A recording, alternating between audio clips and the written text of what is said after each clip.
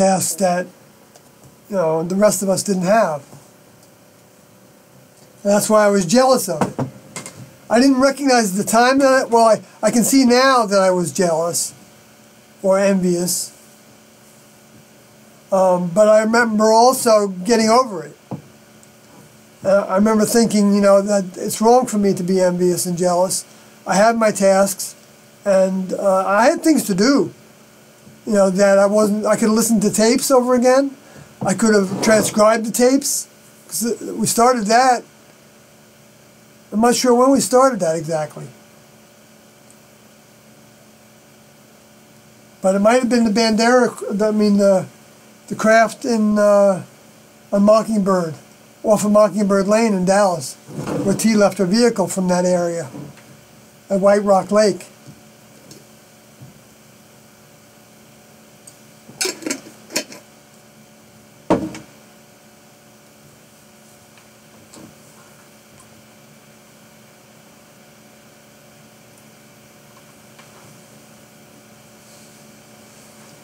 So another time was kind of like a doubt, was like when we just watched, I think, an episode of Star Trek, and it's after T left her vehicle, so it was the Next Generation Star Trek. And it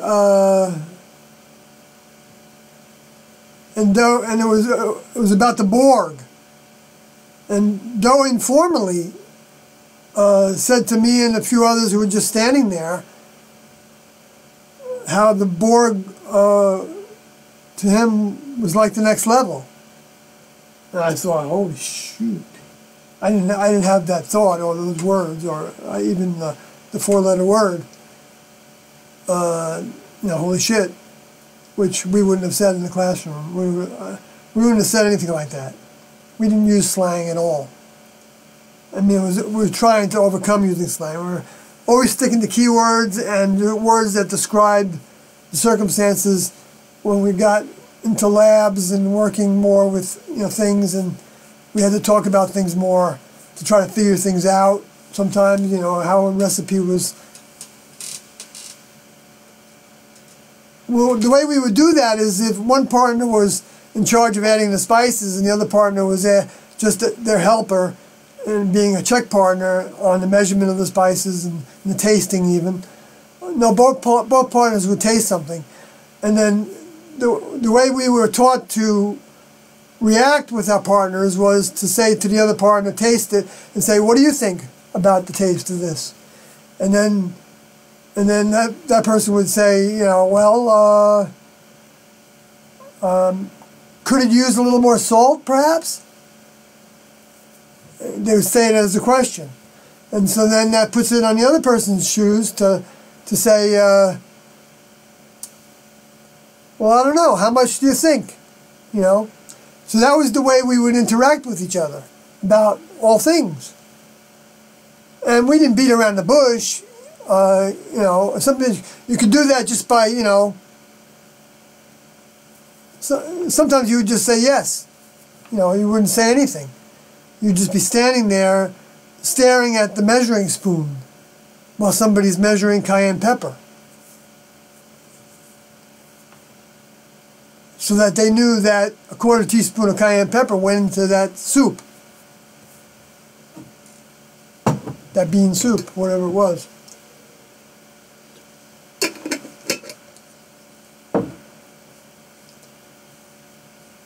So, wow, 3 hours and 4 hours I've been talking already. Jeez.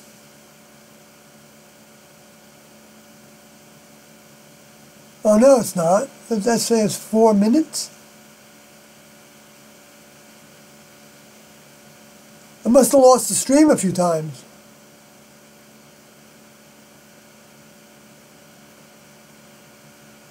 Yeah, because that's minutes it's talking about.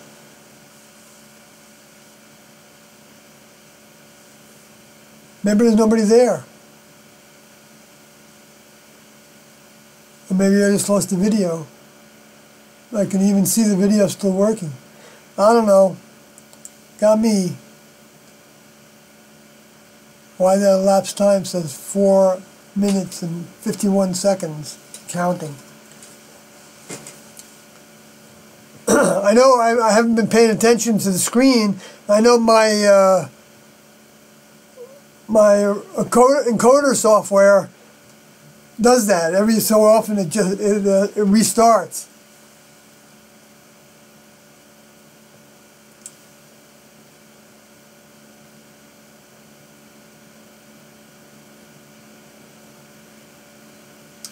So I lost track of where I was now, so I going to leave that with some more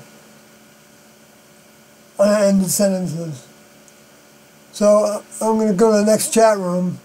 Steel Odie is the best exit video for non-believers. Go watch. Oh yeah? That's interesting. Next time I watch that, I'll have to pay attention to that. Steel Odie exit video if you want to know the truth. Uh-huh.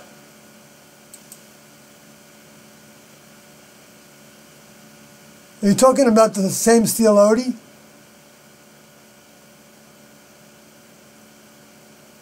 I don't know what you're talking about, to be honest with you.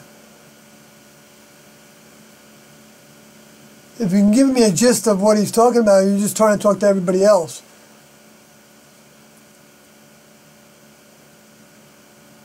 All right. Then from the chat room, Sawyer, I don't want to break your train of thought, but I just wanted to commend you for your musicianship. Your vibrato. I'm a hobbyist guitar player, not sure if that is the term for flute. It's flawless. Oh, thank you. I appreciate that. That's nice of you to say.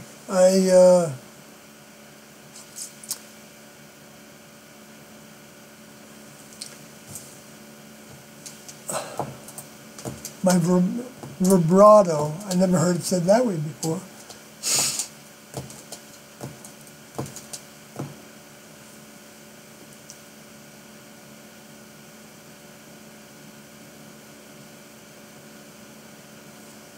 So let's see if there's anything else in the chat room.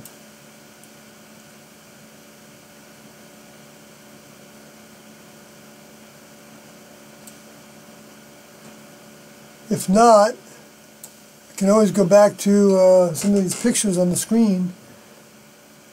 But maybe if somebody, if I get another thought, well, actually, if I get another thought, and then I have another thought, okay, I guess I could share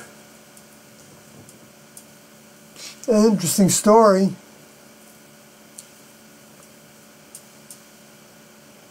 I could put it on the screen briefly.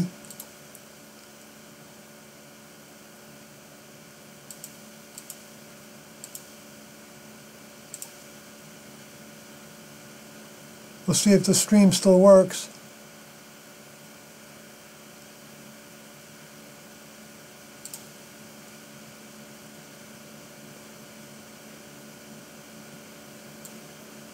Oh, great. The stream's working great.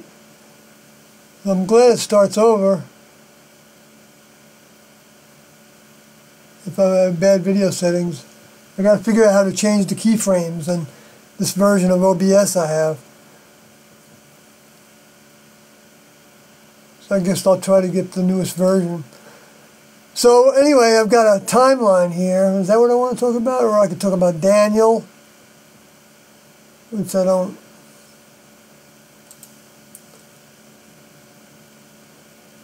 No, actually what I was thinking of talking about was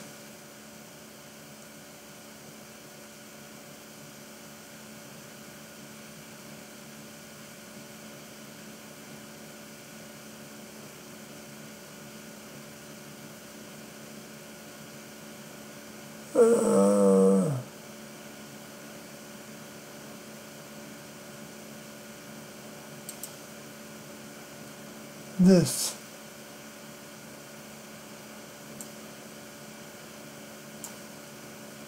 Okay, from I got this from Ben Zeller's book.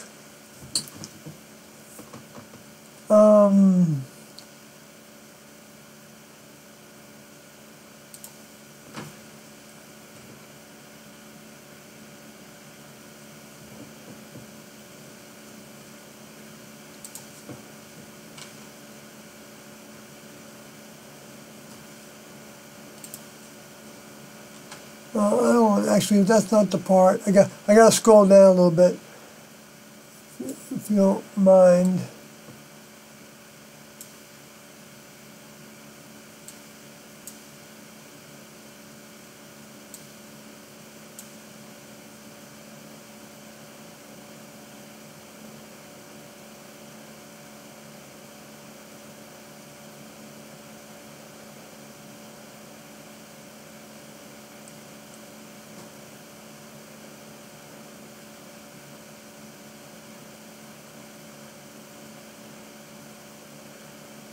That's not true, though.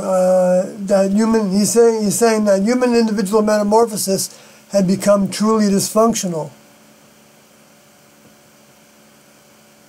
I got to see what brought that on.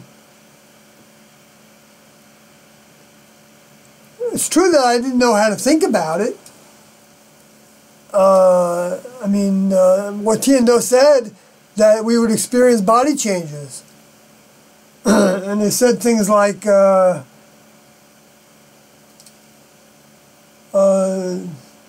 we were developing a feeler, and it kind of indicated that the feeler was in the solar plexus area of the body.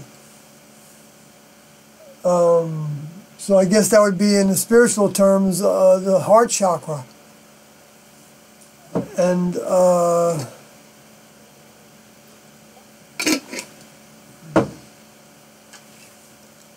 or maybe the chakra beneath that one.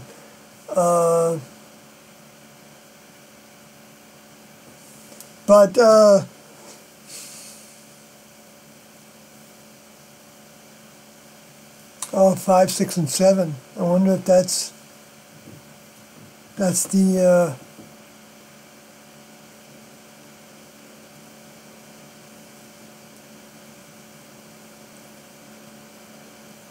I wonder if that's the 5th one, the solar plexus.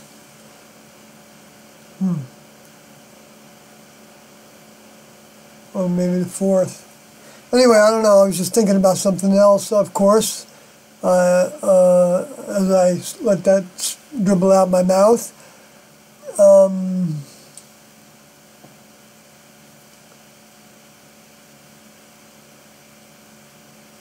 That's not the spot I was actually looking for, but I got distracted.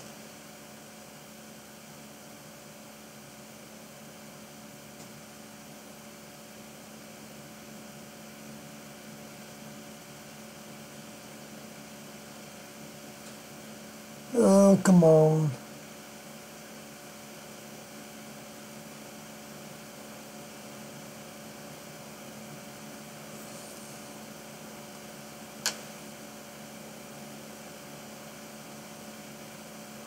Oh gosh, I don't. Oh, I know what it was. Yeah, probably towards the end of this. No. P-E-R, Pierce. I want to talk about Pierce and George Bush.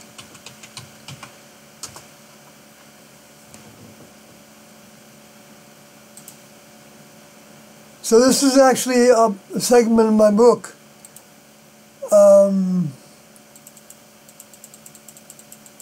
And it was stimulated, my thinking was stimulated by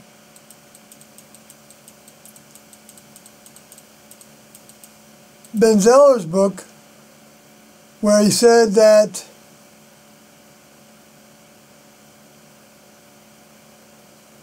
talking about Doe, before he became, he met T, even some time before, some years. I'm going to read from it. He met fellow Texan Ann Pierce shortly after graduating and had 2 children, but separated in the mid-1960s. and divorced in 1968.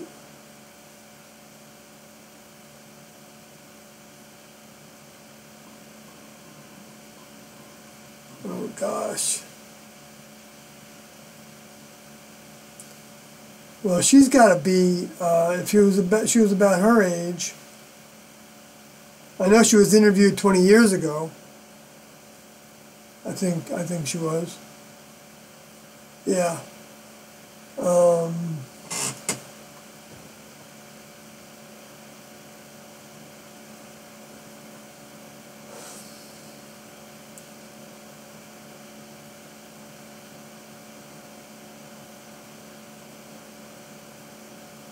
Well, it's probably silly anyway, but the name Pierce,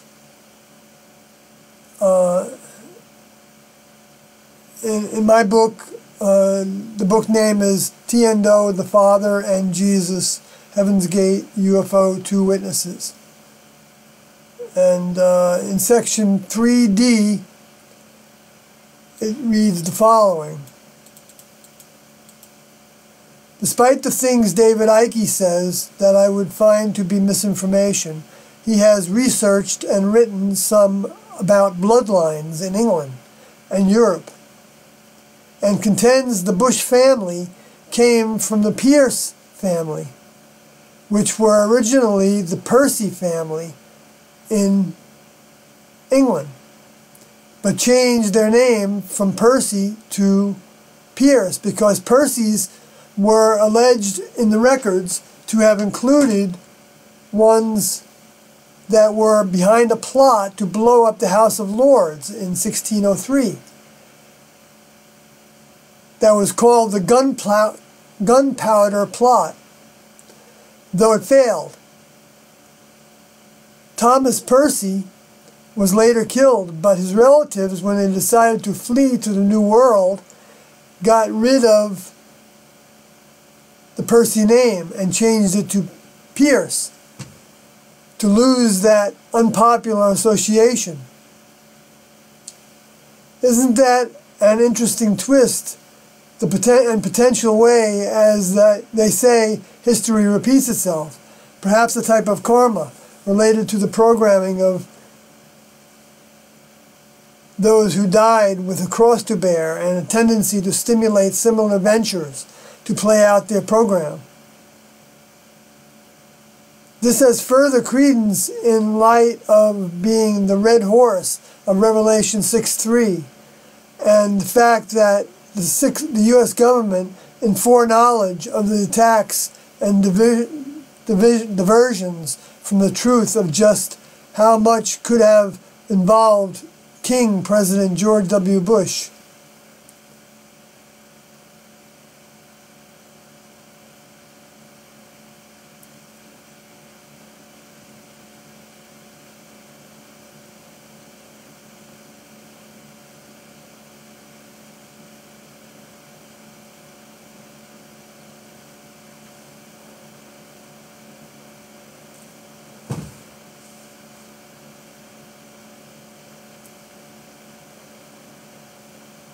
Oh, I skipped a part of that.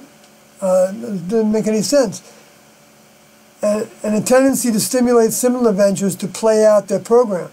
This has further credence in light of how the 9/11 attacks occurred during the G.W. Bush regime, which was, in a sense, that was a coup d'etat, part of the coup d'etat that was taking place, is what I'm trying to get at here, because it started when the Supreme Court decided who was going to win the Florida race. It was George W. Bush, by telling the Florida Supreme Court to stand down. And so that was a coup d'etat. And as a result of it, Bush became the front man for the effort to change the government to follow the dictates of the committee of, the writings in the document called Rebuilding America's Defenses that was written by the Committee for the New American Century, or just the New American Century. Committee New American Century, something like that. And that called for an equivalent event as the Pearl Harbor in order to be able to justify building up the defenses of the United States to be able to fight a two-front war, is what I read in that document. And they ended up, which they ended up getting with Afghanistan and Iraq.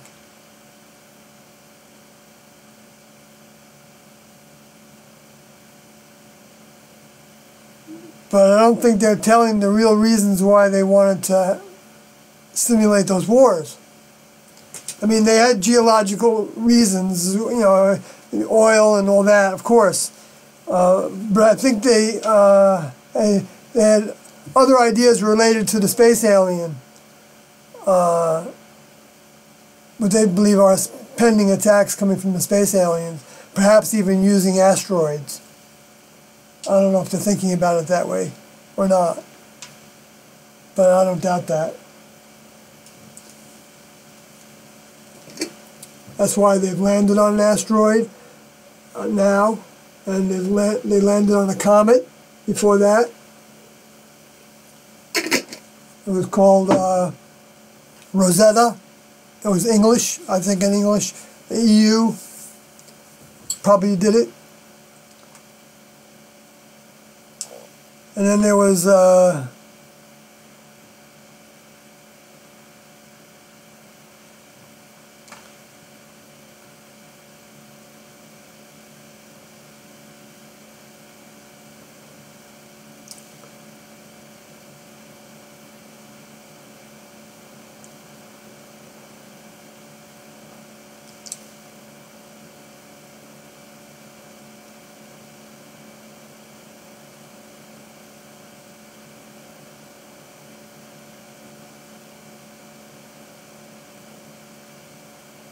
oh, here I did it again. I didn't tell you, I didn't keep on going and reading because the way I write is terrible. I know. Oh boy. Because you don't know that we're talking about that the gunpowder plot was to blow up the King of England. Well, I did say House of Lords in 1603. But it was the idea, it was the king, and here we got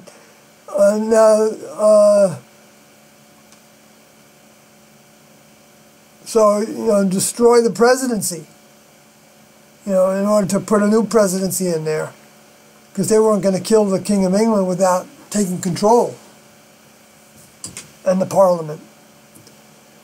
They put gunpowder underneath where the king was gathered for a meeting. That's the way the story goes. And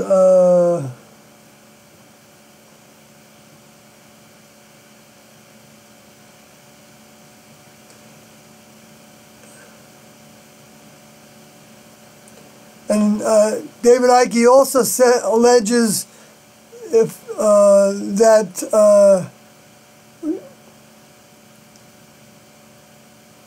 that the records he found, there's some genetic records in the, or whatever records they are, in England. That's some kind of a institution there. And that's where he got, I guess that's where he got this story. Or maybe he embellished on it, I don't know. Maybe he put a few things together, little pieces of the puzzle, who knows. I'm not sure, but it's an interesting story. But then he says that that Obama is also the 11th cousin to G.W. Bush, and that Bush's lineage, as partially stated, seems to show links to kings of England and Spain, and even to the Kingdom of Judah, one of the original 12 tribes.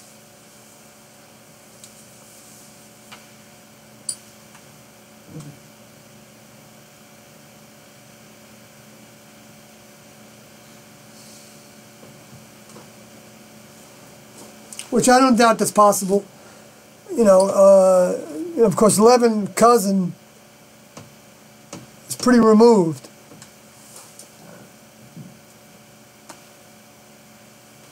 But, you know, not that far, I guess, you know, in terms of how many generations there were, I don't know. You know, I can't, I guess you could estimate it. I'm not going to go through all that right now. Because I'm terrible with numbers when I'm concentrating on, when I'm not concentrating on them. I'm concentrating on talking about tea and dough. I'm not a very good multitasker, as I evidenced by moving slowly. Let's see if there's anything else I want to say there. Oh, I did that.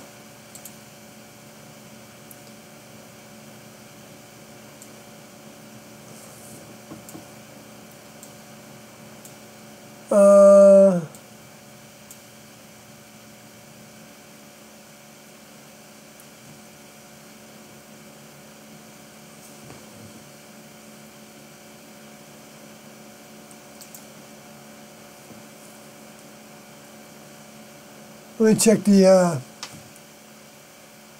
chat room. Nothing. Okay. Wow, you're getting good video stream. Not too long after I send it.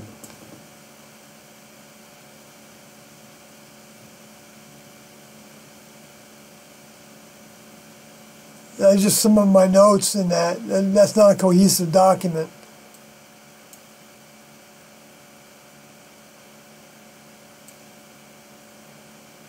I don't even know if you can read it.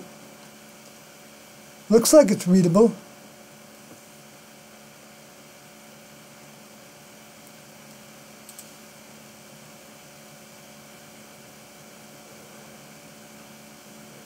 So let's see, what should I do next? Or maybe I should call an early close. I can still do something else that I need to do.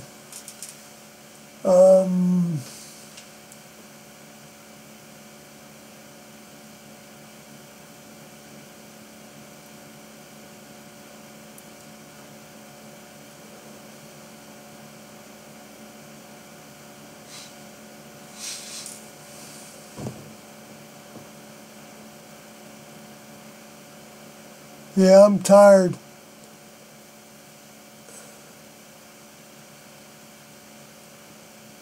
I'm not going to tackle anything major now, like with Daniel or anything.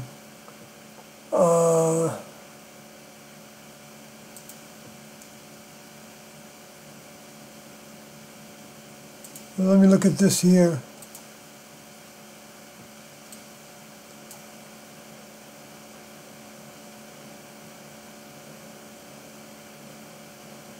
I wonder if this still works.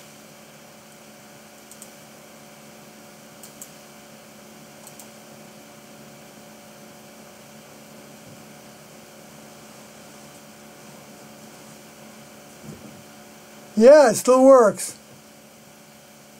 Cool. That video, I'll actually give it to people. Give it to the people.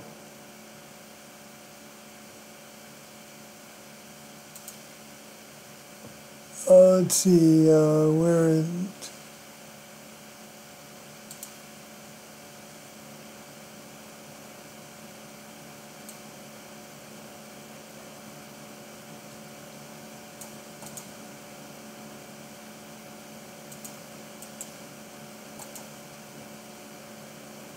Let's see if this one.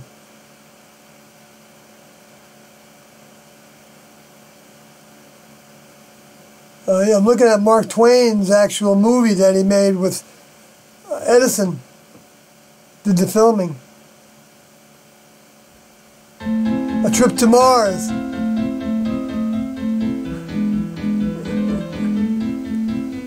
I wish I could put it on the screen. I probably could if I'll have to figure out how to do that another time. And maybe I'll try to play this thing. But for people that oh,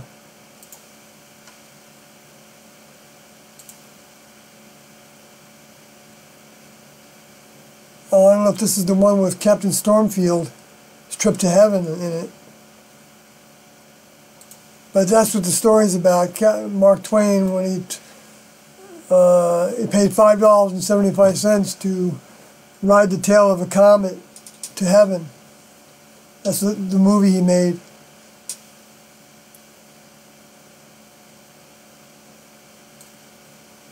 Looks like it was just in Wikipedia, so I guess it's not so rare to find anymore. So I'm not going to go through that now. And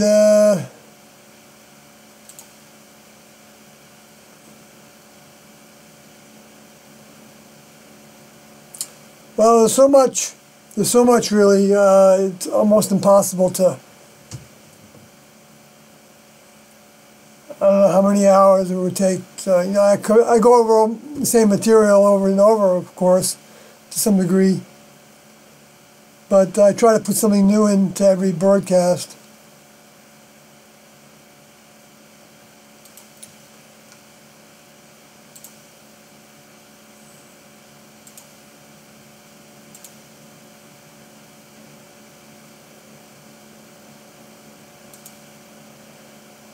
So I guess I'm going to call it a close, unless there's something in the chat room. I'll take a look at that one more time. Yeah, nothing in the chat room, so either you all are asleep and this is still on, or, or went about your business. That's fine. I will see you next time.